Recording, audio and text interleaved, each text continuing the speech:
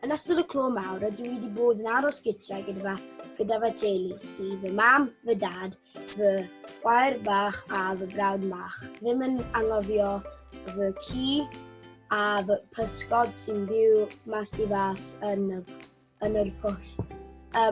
Rydw i wedi, pam rydw i wedi bod yn gytre, rydw i wedi gwneud pethau fel mynd am wac gyda fy ci a wneud gwaith.